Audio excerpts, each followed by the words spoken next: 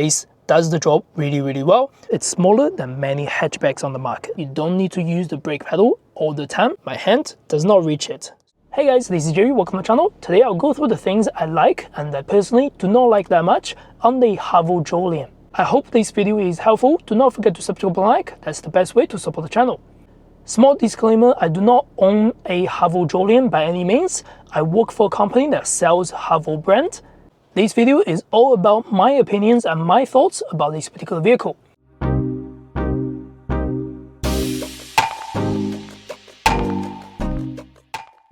First thing I like about the Jolion is the new look. I really love this new look. For the last generation, the pre-facelift, not so much, but this one looks a lot more sleek, looks a lot more modernized with its first design. Although this has a fairly small grille, this still offers a really good look at the front. And I really love these black trims around the vehicle, windmill cover, door handles, black trims underneath, roof rails and spoiler, rear lip spoiler as well. All those small trims make the vehicle looks really nice from all angles, again, by my opinion. Second thing I love is about the rear seating position and rear space. This vehicle is just 4.4 meters long, but it offers really good space at the back compared to a medium-sized SUV, which is one class above this vehicle. For me, at about 178 centimeters tall, I've got tons of room on top of my head, really good amount of legroom and foot space. The back windows is also really large for your visibility at the back. You also get pockets storage, another storage tray underneath, USB charging, air vents, nice armrest.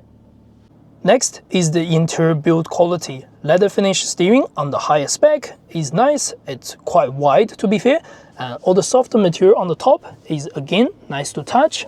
The trims around the center console is also quite solid. The design for the center is quite simple, but you get good amount of storage plus additional storage underneath with your USB charging. Next thing I love is a complete package of the safety features on the Haval Jolion. Not only it comes with all the safety package, also it works quite well for majority of them. They're not going to be the best safety technologies on the planet, but at this price range, as long as all these functions work as normal, I think that's the good thing. And for me, the lane assist works well, speed sensor assist works well, and all the adaptive cruise control functions works really well. Even the driver monitoring system works really well by my standard. I've been driving the car for a couple of days, it works just as fine as it should. It's definitely not as annoying as the Tank series.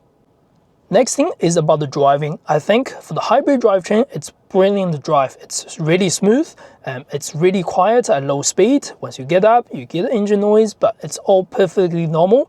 The suspension is very soft. For this particular price range, you want a comfortable vehicle.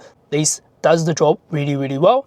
On the new version, it's improved on the handling part with its multi-link suspension at the back, and again, that's a good benefit for the new model. The handling isn't super sporty by any means, but it is totally fine for this particular medium-sized vehicle. And the fuel consumption on the hybrid drivetrain is really good.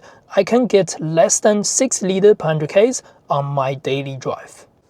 Next thing I love, the screen is really nice to use. It's fairly fast, response time okay, and all the functions are there if you need. Apple CarPlay, Android Auto screen is all full screen.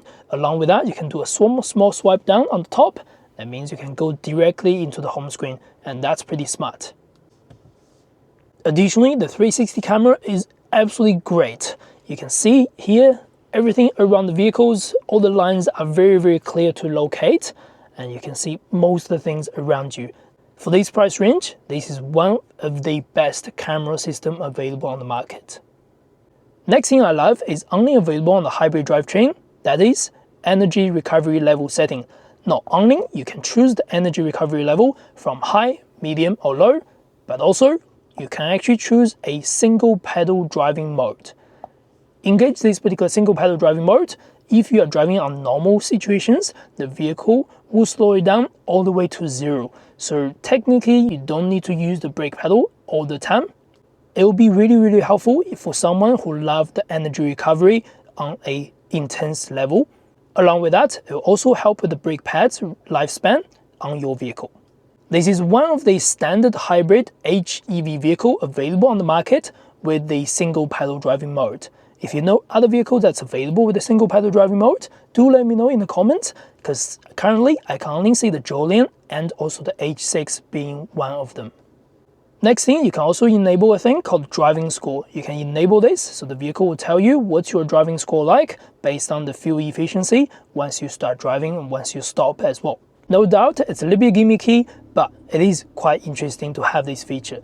Next, I'll share a few things I do not like that much on the Haval Jolion. Do remember, I'm not trying to bash this product at all. I think this is still a great product to consider or to purchase if you're on the market. And don't forget, there's no perfect car on this planet, as far as I believe.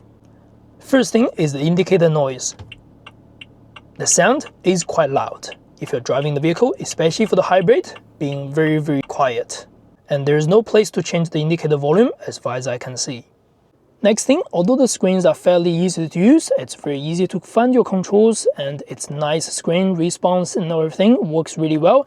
It's a little bit hard to reach the home button whenever you want, because it's on the left hand side for the home button. Additionally, if you want to go into your drive mode, you want to swipe left, that's again on the left. While you are driving, sitting at my driving position right now, laying back, my hand does not reach it. So I have to lean towards that to swipe or to click home, just like that. Next is the boot size. You got really good second row space, but you are sacrificing a lot of space for the boot size, especially for the hybrid drivetrain. It's under 300 liters. That means it's smaller than many hatchbacks on the market. And also the rear window are fairly slim. It's not the best in terms of visibility. With all the Haval Jolion has keyless entry and push button start, even for the base model, the passenger side does not have keyless entry. The dashboard is fairly easy to see, but there are two small annoying things. First thing, if you want to go into the particular dashboard, you need to click OK and hold. So that will go into the dashboard. So you can see your range to empty, you can see your fuel consumption, you can see other settings if you wish to. But while you're driving the vehicle, if you do anything with the cruise control, if you do anything with the lane departure, lane keeping assistance, it will ultimately bounce back to this particular screen. And for you to go into the setting again, you need to click and hold the OK button. That means if you're driving the vehicle on the motorway with any driving assistance feature turned on, it's going to be fairly hard to keep in the other menu if you want to just see other information, things like that. Lastly, if you have sunlight that goes directly against the dashboard, it's going to be a little bit hard to see everything on the dashboard as we can see right now. That screen is bright, this screen is not. Alright, that's the end of this video. I hope you enjoyed the content. If you do not forget to subscribe and like. That's the best way to support the channel. As always, I will see you next one. Thank you very much.